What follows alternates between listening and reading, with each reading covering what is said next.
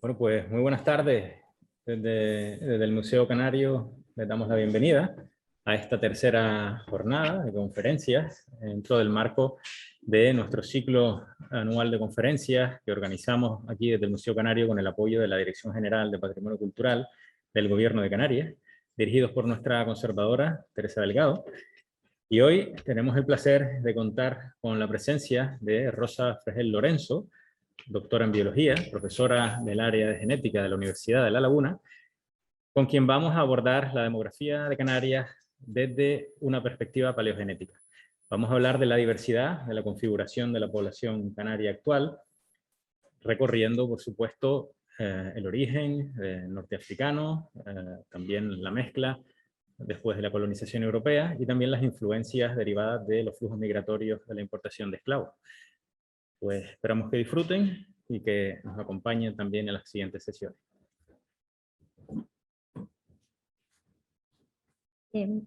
Bueno, para empezar, buenas tardes a todos. Muchísimas gracias por invitarme, siempre es un placer venir al Museo Canario.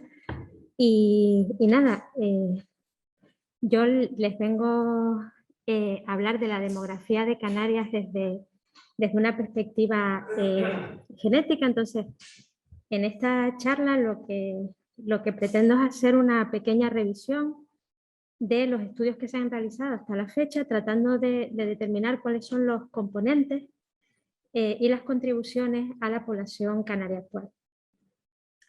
Supongo que todos los que estamos en esta sala ya tendremos muy claro que Canarias era un archipiélago que tenía una población aborigen, lo que la diferenciaba del resto de los archipiélagos de la Macaronesia.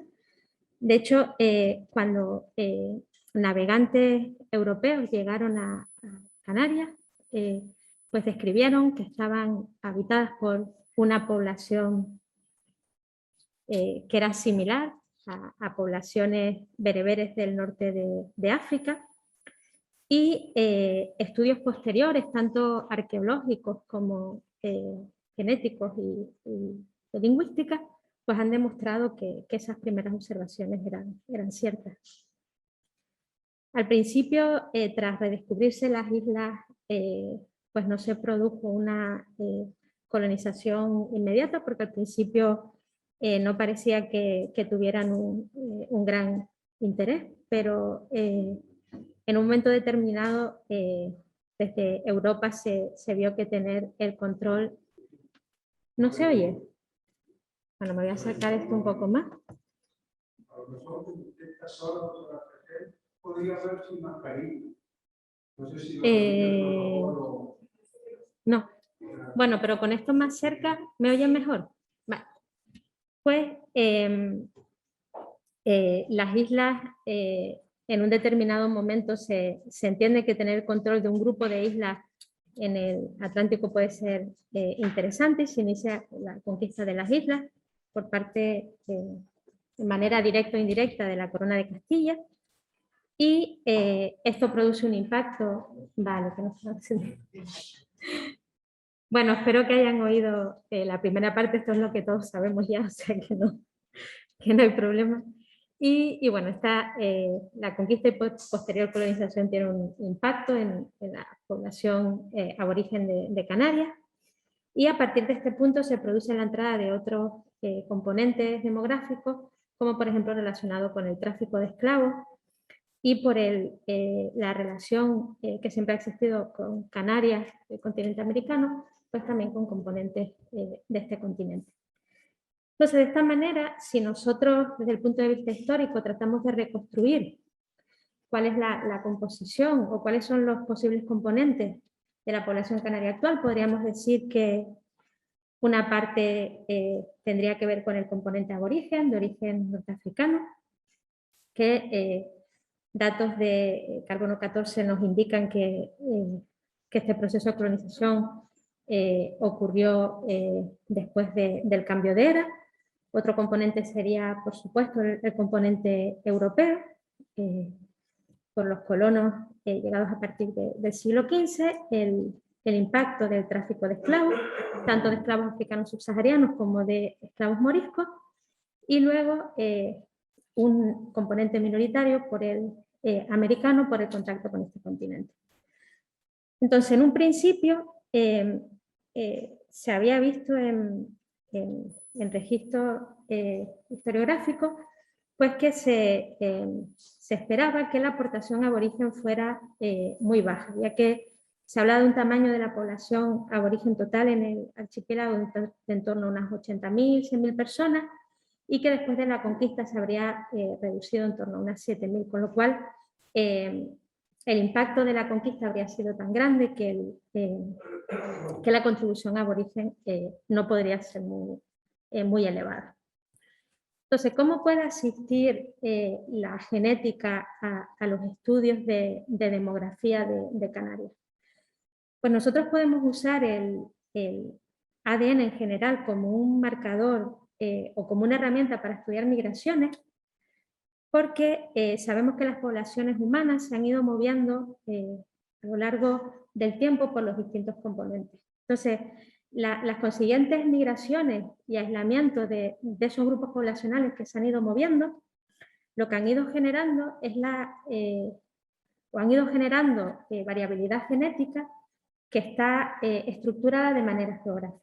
Es decir, que los distintos grupos poblacionales que fueron moviéndose y colonizando distintas partes del mundo y que quedaron posteriormente aislados por cuestiones de distancia, fueron acumulando mutaciones en sus genomas que han hecho que a día de hoy, por ejemplo, aquí les muestro resultados de ADN mitocondrial de un proyecto denominado 1000 genomas, en el que se analizaron 1000 genomas de poblaciones a nivel mundial, y vemos cómo los distintos tipos de ADN mitocondrial que están indicados aquí, pues cómo sus frecuencias serían distintas y cómo los linajes que aparecen son distintos en distintas regiones geográficas. De manera que nosotros podemos usar esa información para tratar de reconstruir cuál es la composición genética de una población. A la hora de hacer estos estudios, también tenemos que tener en cuenta qué tipo de marcador estamos usando o qué tipo de marcador queremos usar. Ya les he nombrado el ADN mitocondrial, que eran los resultados que estábamos viendo anteriormente, y este es un tipo de marcador genético que es muy interesante. Y es muy interesante por dos razones principalmente. Una es que su tamaño es muy pequeñito, con lo cual es fácil de estudiar. Y la otra razón es que este ADN, a diferencia del resto de nuestras células, se encuentra en el citoplasma. Con lo cual su herencia es citoplasmática, lo que quiere decir que se hereda de madre a hijos de forma directa. Con lo cual, si nosotros estudiamos este marcador, estaríamos estudiando la composición genética de una población desde el punto de vista materno. Es decir, cuál era el origen genético de las líneas maternas de las mujeres de esa población. Si queremos hacer lo contrario, estudiar el ADN desde el punto de vista de los linajes paternos, pues tendríamos que usar el cromosoma Y. Recuerden que cada uno de nosotros en el núcleo de nuestras células tenemos 23 pares de cromosomas. Hay 22 de ellos, que los llamamos cromosomas autosómicos, en los que heredamos una copia de nuestro padre y una copia de nuestra madre. Y luego tenemos los cromosomas sexuales. Los cromosomas sexuales también heredamos una copia de nuestra madre y otra de nuestro padre, pero en este caso las mujeres heredamos el mismo cromosoma de nuestro padre y de nuestra madre, mientras que los hombres heredan el cromosoma X de su madre y el cromosoma Y de su padre. Eso lo que genera es que el cromosoma Y siga el mismo tipo de herencia directa que el ADN mitocondrial, pero por línea paterna. Con lo cual, si nosotros hacemos estimas de contribuciones de distintas poblaciones usando el cromosoma Y, debemos tener en cuenta que solo nos están reflejando la parte de los linajes paternos. Y finalmente, otra de las cosas que podemos hacer es hacer estimas de contribución global a una población. Y para eso tendremos que usar los cromosomas autosómicos, es decir, los cromosomas nucleares no sexuales. Entonces, como de estos cromosomas heredamos una parte de nuestra madre y otra de nuestro padre, al final cada uno de nosotros es un mosaico del origen genético de nuestros ancestros recientes. Con lo cual, si yo caracterizo a la población de esta manera, tendría una idea global de qué contribuciones, de qué orígenes geográficos tienen los ancestros de esa población. Bueno, antes de empezar a explicar los resultados que se han ido obteniendo a lo largo del tiempo, vamos a hablar un poco de cómo se hacen estos cálculos. Porque una de las cosas que nos suelen preguntar es por qué los números varían de un estudio a otro. Entonces vamos a intentar explicar primero los fundamentos y luego ver cómo se ha ido estudiando a lo largo del tiempo. Entonces imagínense que yo tengo una población mezcla que quiero saber qué poblaciones han contribuido. Entonces lo primero que yo haría sería estudiar esa población usando un marcador genético. Por ejemplo, en este caso, yo decido usar el ADN mitocondrial. Vale, entonces yo analizo esta población y obtengo que un 37% de los individuos pertenecen al linaje 1, por ejemplo, un 12% al linaje 2 y así sucesivamente. ¿Vale? Entonces, cuando voy al registro histórico, pues yo veo que esta población muy probablemente es el resultado de la migración de estas dos poblaciones. Y lo que voy a hacer es que si las poblaciones ya están caracterizadas para el ADN mitocondrial, pues voy a la bibliografía y recupero esos datos, o si no estuvieran caracterizadas, pues las tendríamos que estudiar nosotros igualmente. Y lo que observamos es que la población 1 pues tiene 50% del linaje 1 y 50% del linaje 2, y la población 2 tiene un 33% más o menos de los linajes 1, 2, 3 y 4. Entonces, ¿cómo sabemos cuánto ha contribuido cada una de estas poblaciones? Pues lo que vamos a usar es herramientas estadísticas que nos permitan determinar si este es el resultado final y estos son los dos ingredientes que mezclamos, qué porcentaje de cada uno podría producir el resultado que vemos aquí. Y por ejemplo, en este caso, esa herramienta estadística me diría que la población 1 muy probablemente contribuye un 25% y la población 2 un 75%. Es decir, que mezclando estos dos ingredientes en estas cantidades, yo obtendría algo muy parecido a mi población mezcla. Entonces nosotros diríamos que si este es el modelo correcto, estas serían las contribuciones de las poblaciones. Y siempre tengan en cuenta que el resultado que yo obtengo aquí será tan bueno como buena haya sido la caracterización de estas poblaciones. Es decir, yo tengo que haber estudiado estas poblaciones lo suficientemente bien para estar segura de que estas estimas de frecuencia son cercanas al valor real de la población. Y si eso es así, pues estos valores de aquí serán relativamente fiables. Entonces, eso se ha hecho en la población canaria, y ahora vamos a hacer una revisión un poco histórica de los estudios que se han hecho. El primero de ellos en que se estimó de manera más formal las contribuciones en la población canaria actual fue el de Juan Carlos Rando en 1999. Él lo que hizo fue estudiar muestras actuales de Canarias y compararlas con 3 poblaciones parentales. Entonces, en esta época todavía no existían datos de ADN antiguo, es decir, no sabíamos cómo eran los aborígenes, y Rando utilizó pues, como aproximación de los aborígenes de Canarias a poblaciones actuales del norte de África. Y entonces se generó un modelo en que estas eran las 3 poblaciones parentales, norte de África, península ibérica y el África subsahariana. Y los resultados que obtuvo son los que ven en la presentación. En el que habría, sería el color verde clarito, un 33% de aportación del norte de África. Que en su día fue un resultado sorprendente porque por los datos que les comentaba antes se creía que la aportación de la población aborigen a la población canaria actual había sido mínima. Pero tengamos en cuenta que Juan Carlos Rando estaba usando datos de ADN mitocondrial, con lo cual esta contribución vendría directamente por línea materna y no estaría reflejando el global de la población. Con la intención de hacerlo desde el punto de vista de los linajes paternos, Flores en el año 2003 realizó el mismo estudio, pero en este caso usando cromosoma Y. ¿Y cuál fue su sorpresa? Al ver que, a diferencia de los resultados de Juan Carlos Rando, detectaba tan solo un 8% de contribución aborigen y que la gran mayoría de las contribuciones desde el punto de vista paterno eran europeas. Entonces, en este momento, lo que se dieron cuenta es que en Canarias lo que teníamos era una fuerte asimetría sexual en las contribuciones aborígenes a la población actual. De manera que, si lo mirábamos desde el punto de vista de ADN mitocondrial, había sobrevivido un porcentaje alto de linajes aborígenes, pero si lo mirábamos desde el punto del cromosoma Y, la población canaria sería mayoritariamente europea. El problema de estos estudios es precisamente que estamos usando al norte de África como aproximación para la población aborigen. Y desde el momento que se colonizaron las islas hasta el periodo actual, han pasado muchísimas cosas en el norte de África, con lo cual nosotros no podemos asumir que los aborígenes canarios sean idénticos a las poblaciones actuales del norte de África.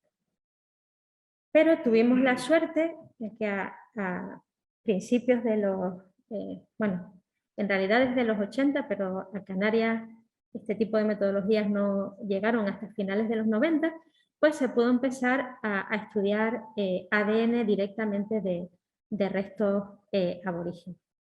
En principio usando técnicas clásicas mediante amplificación por PCR, que es la misma que se utiliza para el test de coronavirus, por ejemplo, y más recientemente con la implementación de tecnologías de secuenciación masiva.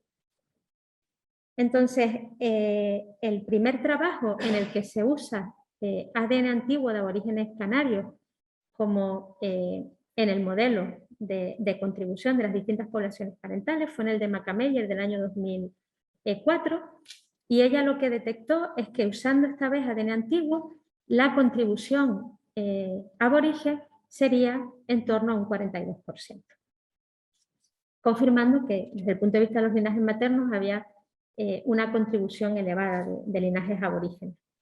Dentro de mi tesis doctoral hicimos el mismo estudio usando marcadores de cromosoma Y y confirmamos los resultados de Flores de que incluso usando el ADN antiguo de aborígenes canarios, las poblaciones actuales canarias desde el punto de vista del cromosoma Y son mayoritariamente europeas, con una aportación aborigen de tan solo el 16%. Confirmando también, por supuesto, la asimetría sexual.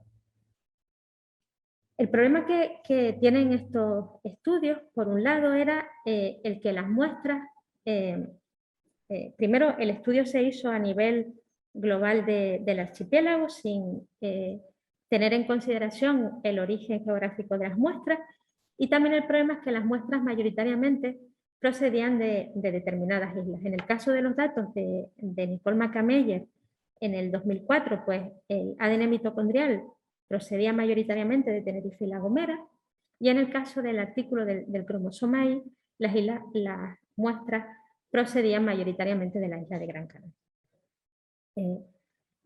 Nosotros sabemos hoy en día que las poblaciones actuales de Canarias son bastante homogéneas. Aquí los datos que les muestro son datos de ADN mitocondrial. Esto sería una barra de frecuencia, y aquí tendrían la frecuencia de cada uno de los tipos de ADN mitocondrial, aquí los tipos de ADN mitocondrial observados, y vean que a diferencia de La Gomera, las islas más o menos actualmente tienen una composición de ADN mitocondrial bastante similar. Sin embargo, observamos que en el caso de La Gomera hay diferencias. Entonces, ¿es posible que las poblaciones aborígenes también existieran diferencias y no fueran todas iguales? Entonces, con esa idea, iniciamos el estudio independiente de cada una de las islas, analizando La Palma en el año 2009, La Gomera en 2015 y la Isla del Hierro en 2017. Y finalmente, en el año 2019, presentando el primer trabajo en el que se analizaban muestras de todo el archipiélago. Y nuestra sorpresa fue que en realidad las islas en tiempos aborígenes eran bastante heterogéneas. Entonces, fíjense, por ejemplo, que en el caso del hierro tiene una frecuencia muy elevada de este tipo de ADN mitocondrial, que es el H1CF. En La Gomera es muy frecuente el haplogrupo U6B1. En Fuerteventura es muy frecuente el linaje H, y que también es bastante frecuente, por ejemplo, en Lanzarote. Entonces, si nosotros comparamos los perfiles de cada una de las islas con la media, considerando todos los aborígenes del archipiélago, veremos que es muy diferente. Esto nos estaría hablando pues, de una composición genética muy variada, con un montón de linajes distintos, mientras que si nos vamos a la realidad de cada isla, vemos que hay algunos linajes que están completamente ausentes, como sería el caso del hierro en Lanzarote o en Fuerteventura. Entonces, tenemos que pensar que los primeros estudios se hicieron con esta aproximación. Yo tomo muestras de todo el archipiélago, las sumo y calculo cuál es la frecuencia de los aborígenes en general. Y a partir de ahí puedo estimar las contribuciones de cada una de las islas. El hecho de que nosotros ahora tengamos datos de cada una de las islas nos permite hacer estimas directamente. Es decir, por ejemplo, hacer estimas de contribución de aborígenes de Tenerife usando solo aborígenes de Tenerife, sin tener en consideración todo el archipiélago. Y eso es lo que hemos estado haciendo. Entonces, les voy a poner dos casos extremos de lo que hemos observado. Entonces, en el caso de La Gomera, aquí tendríamos la población aborigen de todo el archipiélago, esto sería la península ibérica y esto la África subsahariana. Y entonces, con estas tres poblaciones parentales, vamos a intentar ver qué aportaciones tendrían para obtener lo que observamos hoy en día en la población de La Gomera actual. Y si hacemos eso, lo que observamos es que habría una contribución aborigen mayoritaria, con un 71%, una contribución europea de un 22% y una contribución africana relativamente alta de un 7%. Sin embargo, si ahora hago el mismo cálculo y yo uso directamente aborígenes de La Gomera, observen cómo los aborígenes de La Gomera tienen una frecuencia del 70% del U6B1. Es decir, que ahora con este modelo yo solo necesito, entre comillas, un 55% de aportación aborigen para explicar la alta frecuencia que hay hoy en día en La Gomera. Entonces, en este caso concreto, el hecho de que haya una alta frecuencia de U6B1, tanto en la población aborigen como en la población actual, a nosotros lo que nos indica es que en este caso hubo una alta contribución de población aborigen gomera a la población actual de Canarias. El extremo opuesto lo encontramos en la isla del Hierro. O sea, cuando nosotros hacemos cálculos en la isla del Hierro usando a la población aborigen de todo el archipiélago, observamos que habría un 36% de contribución aborigen y un 64% de contribución europea. En este caso no se detecta contribución africana subsahariana. Y esto tiene sentido porque si tú miras al hierro en comparación con el resto del archipiélago, al menos el hierro actual, no hay diferencia. Tiene un perfil de linaje mitocondrial similar. En cambio, si ahora yo uso a los bimbapes directamente para hacer ese cálculo, vean que en los bimbapes que tienen una frecuencia elevadísima del haplogrupo H1CF.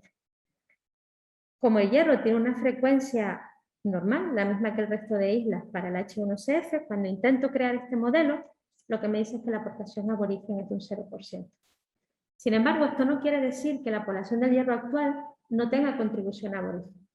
Lo que nos está indicando es que tiene contribución aborigen que será mayoritariamente de individuos de otras islas y que la contribución directa de Imbape pues no fue muy elevada y que en este caso no la estaría detectando.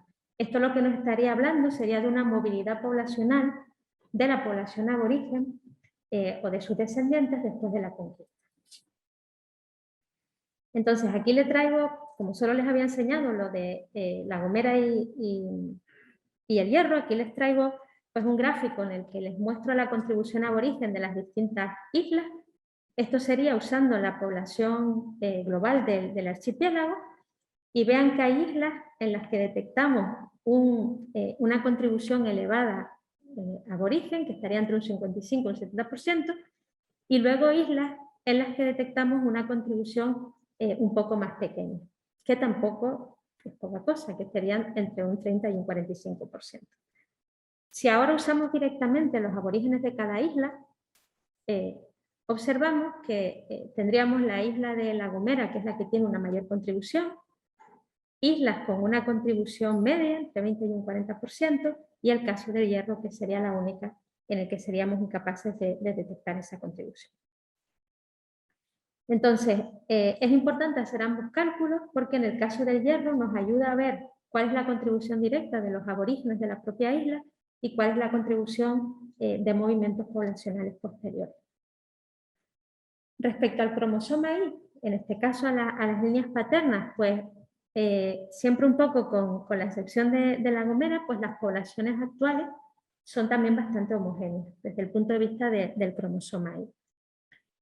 Sin embargo, en los análisis que estamos haciendo de poblaciones antiguas, aborígenes de Canarias, todavía no tenemos tamaños muestrales suficientes para caracterizar el ADN procedente del cromosoma Y a nivel insular. O sea que todas las estimas que les voy a decir ahora están hechas usando el global de todo el archipiélago, que serían las frecuencias que se ven.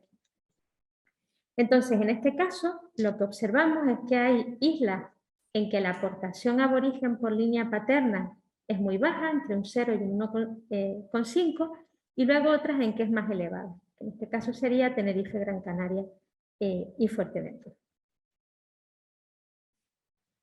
Entonces, ¿qué limitaciones tienen los estudios de ADN mitocondrial y cromosoma Y? Pues como les decía antes, nos están hablando de manera directa de líneas maternas y de líneas paternas, pero no nos dan idea del global de la población.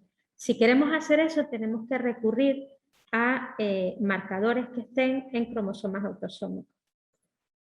Entonces, nosotros lo que hemos estado haciendo en los últimos años ha sido tratar de caracterizar la población aborigen de Canarias a nivel de genoma completo. Es decir, vamos a estudiar porciones de cada uno de los cromosomas, de manera que nos permitan tener una idea global de la ancestría de esta población, o de la ascendencia de esta población. Entonces, al estudiar la población canaria a nivel de genoma completo y compararlo con otras poblaciones, nosotros ya sabemos, este es un análisis de componentes principales. Aquí, cada uno de los puntitos que aparece se correspondería con un individuo.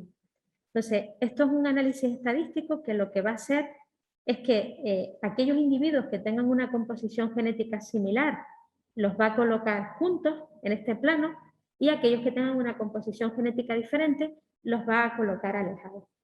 Entonces, los colores que hemos usado aquí, en amarillo sería el África subsahariana, esto de aquí es el norte de África en violeta, en azul tenemos Europa, esto sería el norte de Europa, esto el sur de Europa, aquí estaría Canarias en verde, y debajo de aquí estaría Oriente Próximo en color violeta clarito.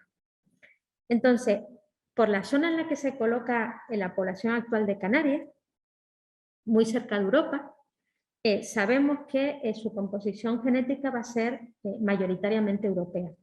Sin embargo, se encuentra desplazado hacia el norte de África por la mezcla que ha tenido con esta población debido al componente aborigen.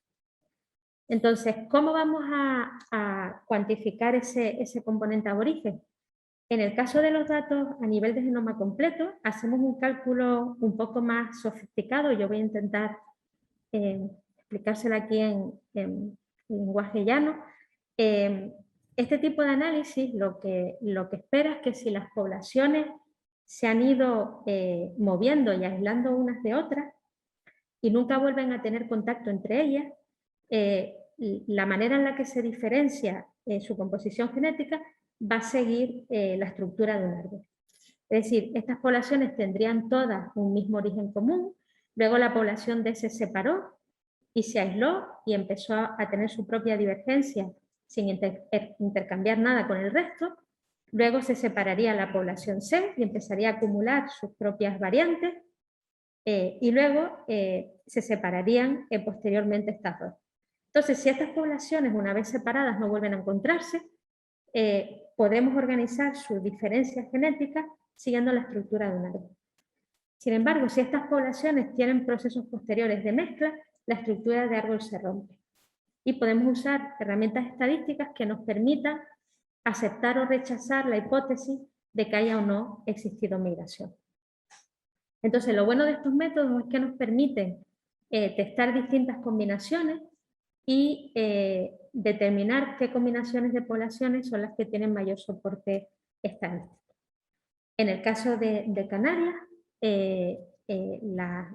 la receta de construir la población canaria actual con poblaciones de la península ibérica, poblaciones aborígenes y poblaciones africanas subsaharianas, pues un modelo que tiene soporte estadístico.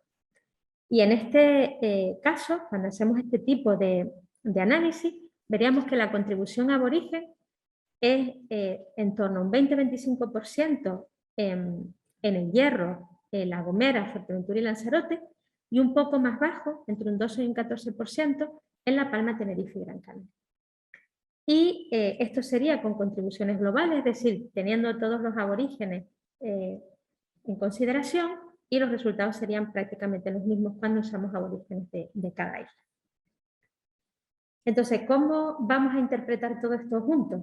Pues vamos un poco a recordar lo que habíamos visto, ¿no? Nos decía el ADN mitocondrial que había alta contribución aquí estoy usando las contribuciones globales porque recuerden que de cromosoma Y no tenemos todavía buena caracterización de las poblaciones aborígenes. Entonces, el ADN mitocondrial y los marcadores genómicos nos dirían más o menos lo mismo, que en las islas de Lanzarote, Fuerteventura y La Gomera tienen una alta contribución aborigen, y La Palma, Tenerife y Gran Canaria tendrían una contribución menor. Y el Hierro, pues desde el punto de vista mitocondrial, recuerden que también daba un valor bajo, aunque a nivel de genoma completo pues estaría al mismo nivel de La Gomera y de Fuerteventura. El resultado que luego es más complicado de igualar con este sería el del cromosoma Y, que nos habla de una contribución prácticamente nula en todas las islas menos Tenerife, Gran Canaria y Fuerteventura. Entonces, estos tipos de estudios son muy complicados porque nosotros estamos comparando la población aborigen con la población actual de Canarias sin tener ninguna información de todo lo que ha ocurrido en el medio. Por eso parte de los proyectos del laboratorio se han empezado a encaminar al estudio de poblaciones históricas, para ver si tenemos un poco de información en el medio para saber si todo esto está debido a contribución aborigen, o si tenemos que empezar a considerar cuál ha sido el impacto, por ejemplo, de la importación de esclavos moriscos.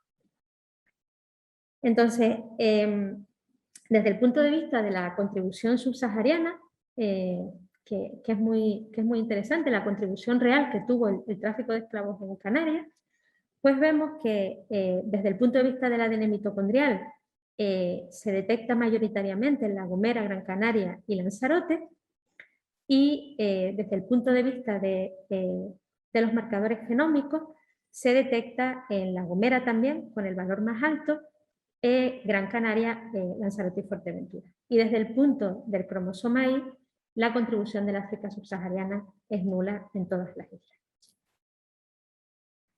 Entonces, como les decía, la historia demográfica de Canarias es tremendamente compleja porque tengan en consideración que en Canarias se mezclan componentes poblacionales que se llevan mezclando entre ellos desde la prehistoria.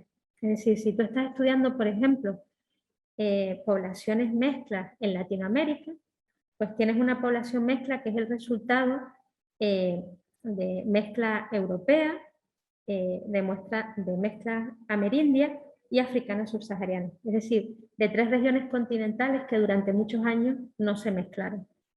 En cambio, en Canarias estamos intentando distinguir europeos de norteafricanos cuando sabemos que ha habido una conexión desde la prehistoria entre ambas regiones, y también nos gustaría, por ejemplo, llegar a distinguir cuál es la contribución aborigen y cuál está debida al tráfico de esclavos moriscos. Entonces, una de las poblaciones en las que llevamos bastantes años trabajando es la población histórica de la Iglesia de la Concepción, en Santa Cruz de Tenerife, y esta población nos ha ayudado a tener ese punto intermedio del que les estaba hablando. Es decir, a poder comparar la composición, en este caso les estoy mostrando el ADN mitocondrial. Este sería el ADN mitocondrial aborigen, este sería el ADN mitocondrial y este sería el ADN mitocondrial de Santa Cruz de Tenerife en el siglo XVIII. Entonces, ¿qué es lo que observamos? Pues lo que observamos es que la contribución aborigen desde el punto de vista de los linajes maternos ha aumentado desde tiempos históricos hasta la actualidad. En cambio, cuando miramos al cromosoma Y, este sería el cromosoma Y de las poblaciones aborígenes, este sería el cromosoma Y de las poblaciones históricas y este sería el cromosoma Y de población actual canaria.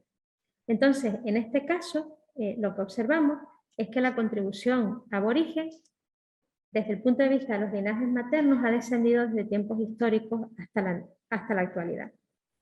Entonces, la interpretación que damos a estos resultados es que la aportación desde el punto de vista de los linajes paternos, no solo, o esta simetría sexual, no solo estuvo debida a la mayor mortalidad de los varones durante la conquista, sino que luego se vio exacerbada por probablemente el estatus socioeconómico de la población aborigen en la nueva sociedad colonial. Si ahora miramos qué ocurrió con la aportación de africanos subsaharianos, veremos que en tiempos históricos la aportación subsahariana desde el punto de vista de ADN mitocondrial era de un 12% y la de cromosoma Y un 6%, bastante elevada, y que esta aportación ha disminuido tanto para los linajes maternos como para los linajes paternos, indicando que el impacto real de esta población en la composición genética de la población actual canaria ha sido muy bajo, tanto para hombres como para mujeres. Entonces, lo que estamos haciendo ahora, recuerden que esto es simplemente por líneas directas, es empezar a estudiar estas poblaciones desde el punto de vista de ADN genómico y empezar a ver cómo fue el germen de la población canaria actual. Y una asignatura que tenemos pendiente, pero que está pendiente porque es muy complicada, es tratar de ver cuál ha sido el impacto de la población esclava morisca. Y es muy complicado entender cuál es su aportación porque esto es de nuevo un análisis de componentes principales. Aquí tenemos poblaciones actuales de Europa, esto es África subsahariana, en amarillo tenemos Oriente Próximo, en violeta estaría el norte de África y aquí en negro tendríamos a los aborígenes de Canarias.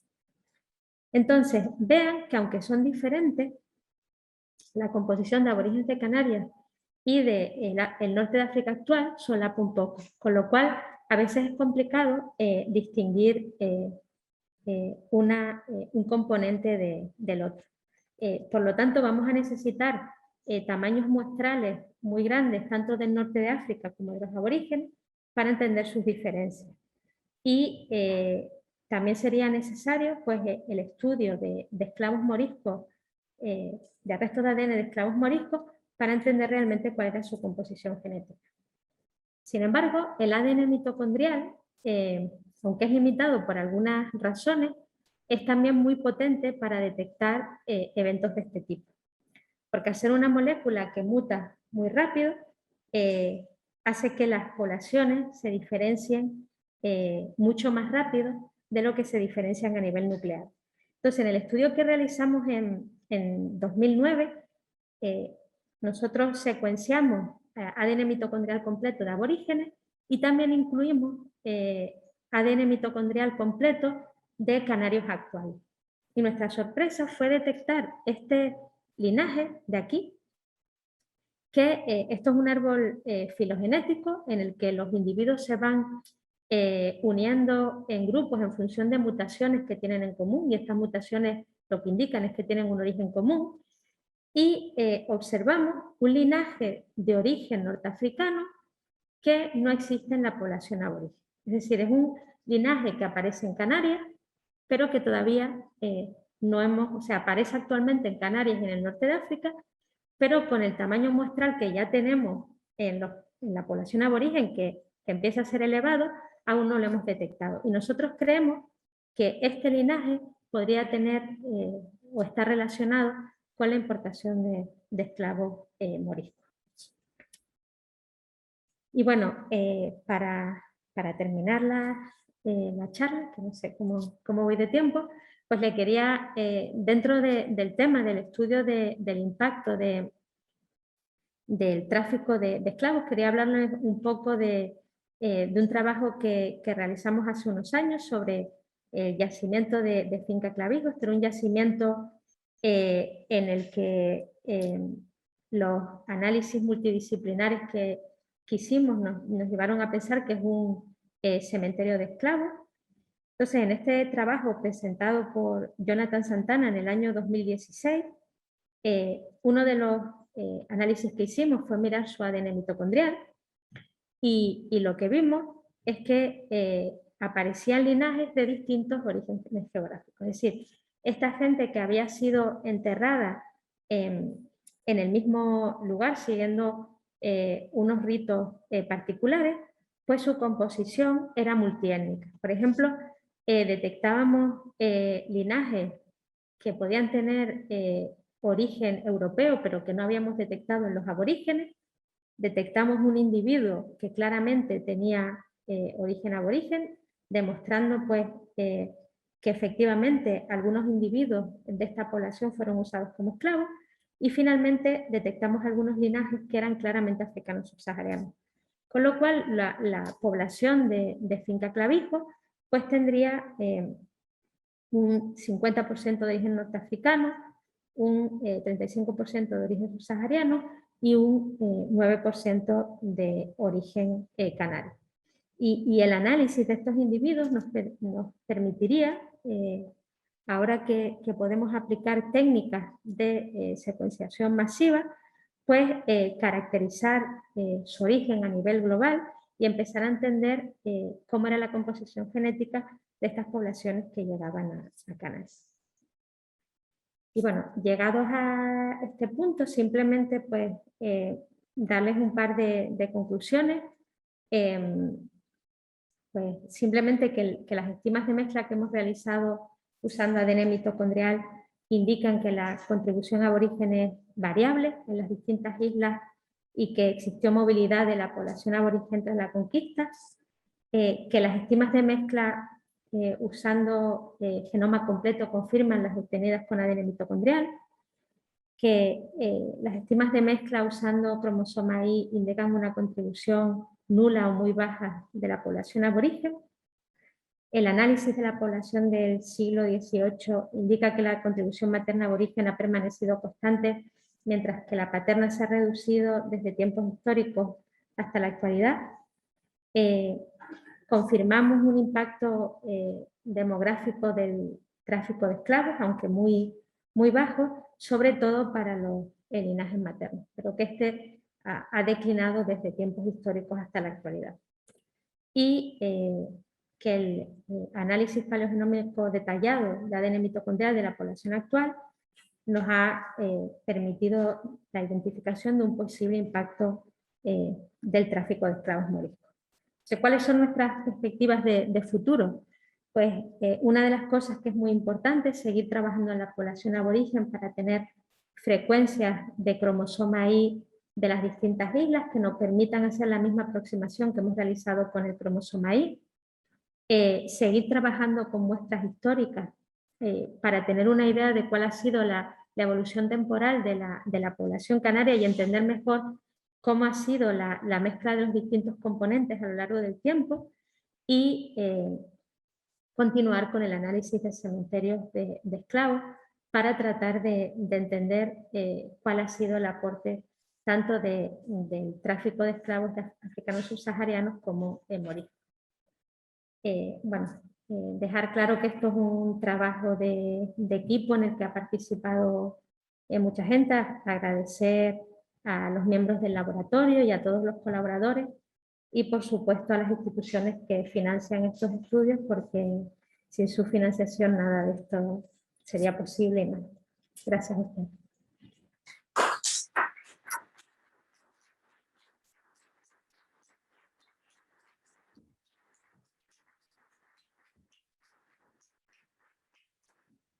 Gracias, Rosy, y sobre todo por hacer sencillo algo que realmente creo que es mucho más complicado. Bueno, si les parece, damos paso a las preguntas. Como saben, llevamos a la par ciclo presencial y ciclo en streaming, con lo cual bueno, pues iremos alternando, ¿vale? Si quieren empezamos por la parte presencial. Si se animan, y rompemos el hielo. Sí. Bueno, en primer lugar, felicitar a la doctora Ferrer porque todo su trabajo está aportando mucha luz en este campo y que imagino que además pues, está facilitando el trabajo de los buenos científicos de la ecología que tenemos en nuestra tierra y que en esta sala pues, tenemos varios ejemplos.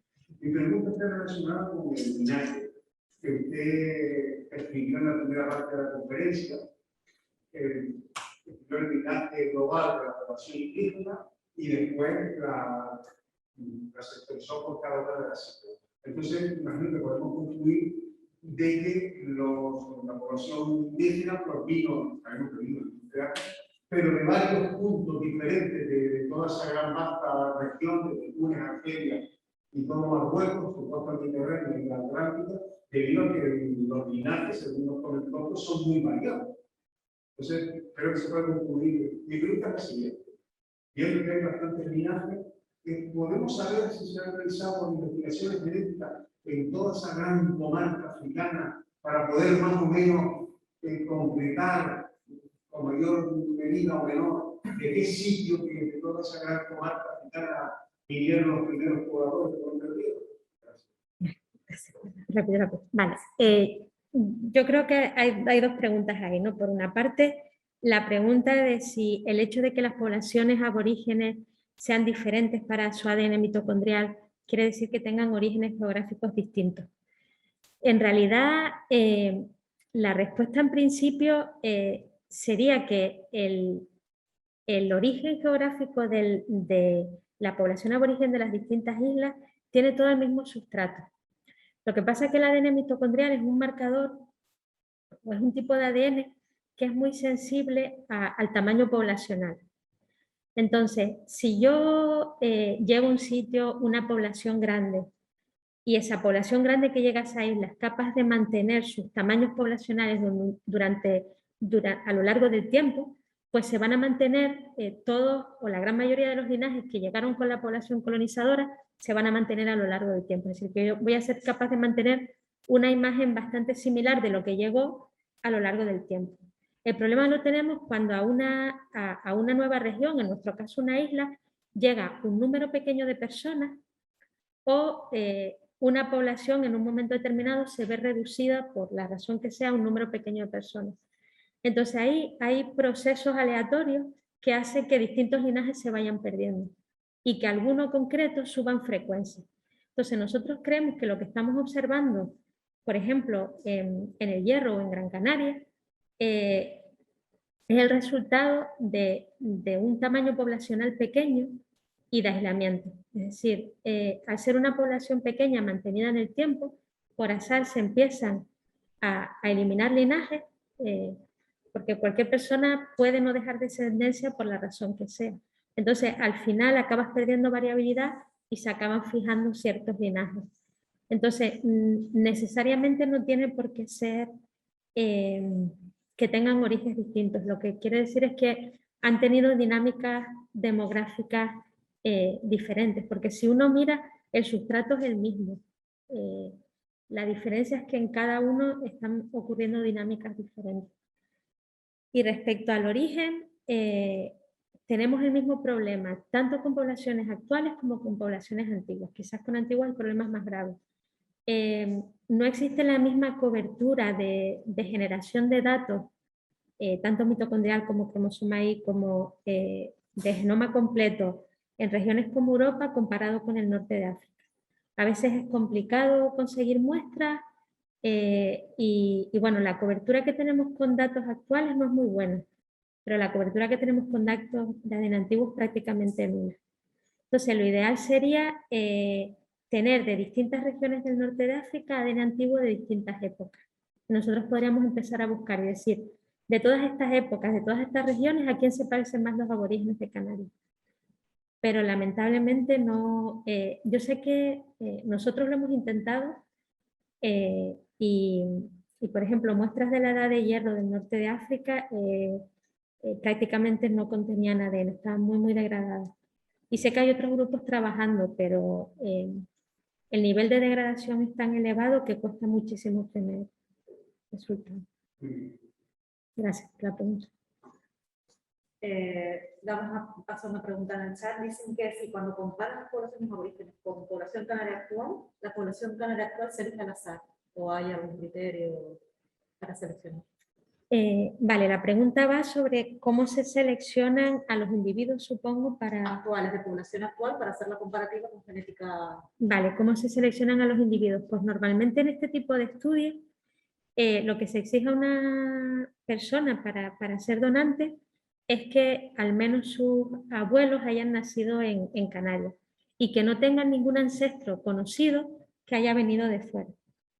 Entonces, hay gente que cuando rellena la ficha de donante, pues en su familia tienen una memoria histórica buenísima y te pone todos sus bisabuelos y toda la información. Luego hay gente que solo sabe hasta sus abuelos. Entonces, aquellas personas que sus 4 abuelos sean de Canarias, podrían entrar en el estudio. Lo que pasa es que luego, por ejemplo, si estamos haciendo estudios a nivel insular, serían que tus 4 abuelos sean de esas islas. Entonces, por ejemplo, si tus abuelos maternos son de La Palma y tus abuelos paternos son de Tenerife, pues no valdrías ni para La Palma ni para Tenerife, pero sí valdrías para tener una idea de la población global del archipiélago. Turno de preguntas en la sala. Pero, bueno, decirte que nos encanta oírte y que aprendemos muchísimo. Siempre que nos cuenta resultados de trabajo. Cuando hablas de la aportación de un linaje paterno, en época histórica está un descenso, a partir de época histórica, hay incluso un descenso de esos linajes paternos, y lo relaciona, yo creo que muy bien, con la condición social que tiene esos descendientes. Podríamos también buscar clave para hablar de las migraciones desde Canarias, la expulsión de gente y que sea un componente básicamente masculino de esas migraciones, o podría servir para algo de ese tipo. Sí, es verdad que tengo que decir la pregunta. La pregunta sería si el descenso de contribución paterna aborigen desde tiempos históricos hasta la actualidad se podría deber a migraciones pues de varones a otras regiones del mundo. En principio sí, o sea, sería una menor aportación, ya sea porque quedas excluido de tener descendencia por la razón que sea, o que tienes menos descendencia, o bien porque te vas y tu descendencia ya pues forma parte de otra región, ¿no? También he de decir que es la imagen que nos da de la población del siglo XVIII de una ciudad como Santa Cruz, en la que se está moviendo un montón de gente y que quizás no sea tampoco el reflejo de zonas rurales. Bueno, primero que es Santa Cruz de Tenerife en Tenerife y puede que no sea reflejo de lo que está ocurriendo en zonas rurales en Tenerife y que no sea reflejo de lo que está ocurriendo en otras islas. Pero sí que sí nos llamó la atención, sobre todo se debe a la alta frecuencia del marcador M81, que es bastante frecuente en los aborígenes, y nos llamó la atención que su frecuencia fuera más elevada en tiempos históricos que ahora, pero sí, podría ser o también pueden ser esclavos moriscos. Esclavos moriscos, porque el marcador M81 es muy frecuente en el norte de África también. Entonces, lo que les digo que es tan complejo, o sea, la receta de Canarias es tan compleja que desentrañarla pues requiere, ¿sabes?, detenerte un poco en los distintos momentos históricos y ver qué está pasando en cada uno de ellos. Claro, porque es esto que, por ejemplo, para la etapa de origen, nosotros siempre estamos pensando en que recibimos población, pero luego en tiempos históricos recibimos y exportamos. Sí. Y exportamos también en grandes cantidades igualmente. Sí. Eso es súper complejo. Bueno, también pasa una pregunta del chat. Dice que aunque no se haya tocado el tema de las cronologías de los 5 linajes fitocortiales autóctonos canarios, dice que se sabe que el 6 de 1 se estima su nacimiento en torno al 3000 a.C. y 3 más son también anteriores a la era. La pregunta es ¿qué opina sobre lo que planteaba la semana pasada Javier Velasco, que decía que las cronologías paleogenéticas no realmente no es un método de datación. Vale, yo es que en esta charla, la pregunta, vale, perdón, la pregunta es sobre qué opino de hacer cronología usando edades de coalescencia. Supongo que se refiere a eso, a usar edades de coalescencia de ADN mitocondrial. Bueno, yo no quería hablar mucho de la población aborigen porque como la charla que di en 2019 hablé de eso, pues no quería venir aquí a contarles otra vez la misma historia, ¿no? Y por eso me enfoqué un poco más en el proyecto que hemos tenido últimamente de tratar de estimar el impacto de la colonización europea sobre poblaciones aborígenes, en este caso la aborigen canaria. Entonces, el tema de usar edades de coalescencia para intentar datar migraciones, pues si estás hablando, por ejemplo, de la salida del hombre de África, pues es útil porque nos puede decir que, bueno, que fue hace 65.000 años, más o menos 1.500 años, ¿no? Entonces tú dices, bueno, pues esto es informativo. El problema que tenemos con usar cronologías en Canarias basadas en datos de coalescencia de ADN mitocondrial es que tiene unos errores bastante elevados. Entonces, si yo en Canarias te digo que un linaje pues tiene 1.200 años más o menos 1.500, pues te estoy diciendo básicamente nada. Entonces, las edades de coalescencia son interesantes como un dato más para aportar, pero está claro que no pueden usarse. O sea, el nivel de error que tienen es demasiado amplio para usarlas para datar un proceso de colonización tan reciente como el de Canarias. Entonces, y además, todavía necesitamos estudiar muchísimo más a la población aborigen y también muy importante estudiar mucho más el norte de África. O sea que no, yo no las usaría para intentar datar. Muchas gracias. Damos paso ahora. Siguiente pregunta guarda relación con esta última. No la han tocado en la conferencia de hoy, pero he leído varios trabajos en los que ha participado el equipo multidisciplinario sobre precisamente la datación, ¿no? Sabemos que la población indígena vino del norte de África, pero no sabemos con exactitud cuándo y si llegaron, que cada vez hay más datos de que llegaron dentro del área y también cada vez hay más investigaciones que apuntan que vinieron de diversas áreas. Bueno, pues mi pregunta es la siguiente: con los análisis genéticos que usted ha hecho, doctora, ¿nos puede decir su juicio cuándo llegaron por primera vez los aborígenes a Canarias y si hay datos que puedan indicar que vinieron también en otros sitios, como parece que apuntan a la investigación? Vale, la pregunta lo que dice es que si tenemos datos de ADN que nos permitan datar en qué momento llegaron los aborígenes a Canarias. Nosotros podemos hacer algunos cálculos. Podemos tratar, por ejemplo, de hacer cálculos de coalescencia de linajes de mitocondrial con sus errores asociados, que suelen ser bastante amplios. Podemos, que eso es una de las cosas que estamos haciendo últimamente, tratar de, o sea, normalmente cuando una población se desplaza del continente y llega a una isla, se produce un fenómeno que llamamos efecto fundador. Efecto fundador, que es básicamente lo que en estadística se llamaría un error de muestreo, ¿no? Tú tienes una población grande, tú coges a 50 individuos, te los llevas y fundas una nueva población.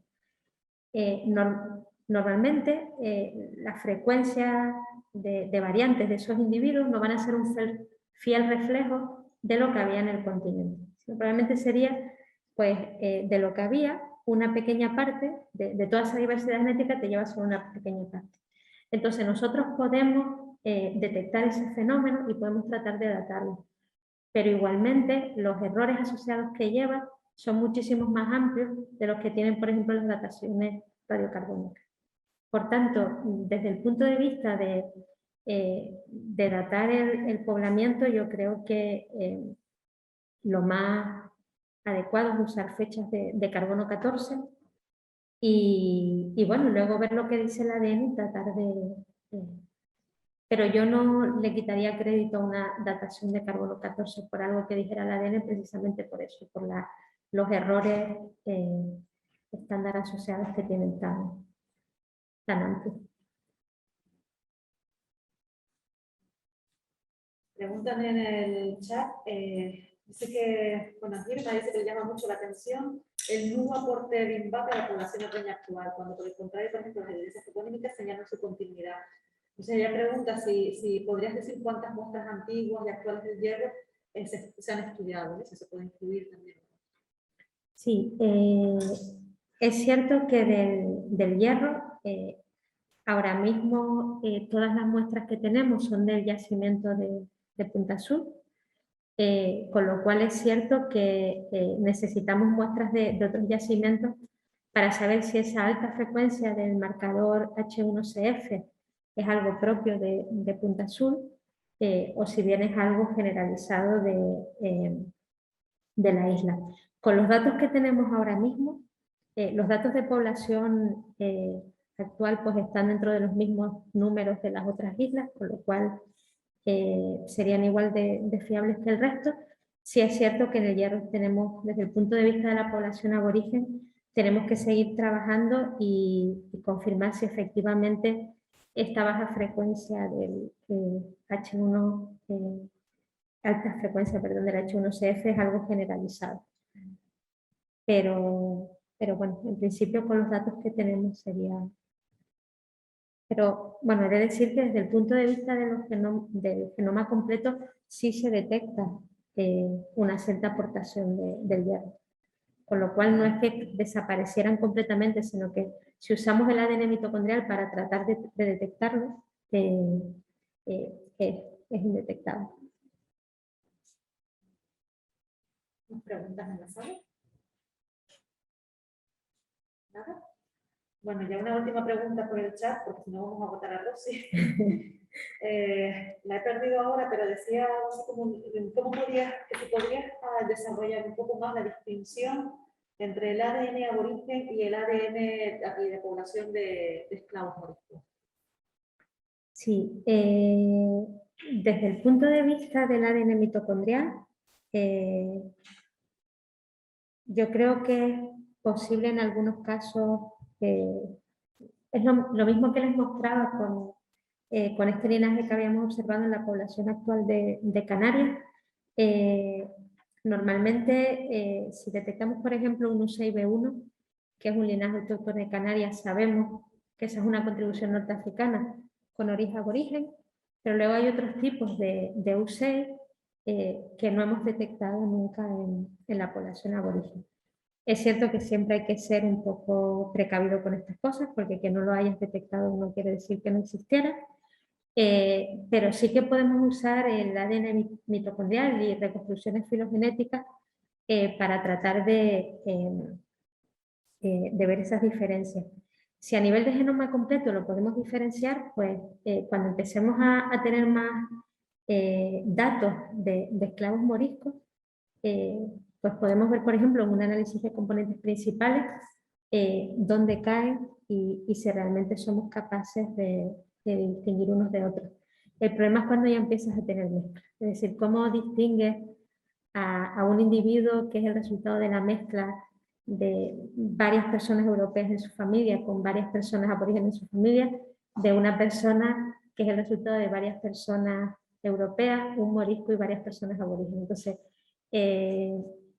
es complicado, y es complicado porque tienen el mismo origen geográfico separado, pues, no sé, a lo mejor por 1500 años. Entonces, en ese caso el ADN mitocondrial, que acumula más variación y se diferencia más rápido, pues quizás nos pueda ayudar, pero es un tema bastante complicado. Bueno, pues, sí. Una cosa que vamos a usar en el fondo, pero me llama la atención. Por lo que han dicho, la gente que a este estudio en todo el mundo, los europeos tienen un linaje neandertal. Los aborígenes tienen o no tienen un linaje. tema es que esa contribución neandertal o sea, está presente en todos los, en todos los linajes, bueno, linajes no sería la palabra, o sea, ese momento de mezcla que ocurrió en Eurasia entre humano moderno y neandertal, pues es algo que todos los que tenemos contribución euroasiática llevamos en nuestros genes. O sea, los aborígenes de Canarias, como los bereberes, como la gente de la península, todos llevamos un poquito, exacto. Todos tenemos un poquito.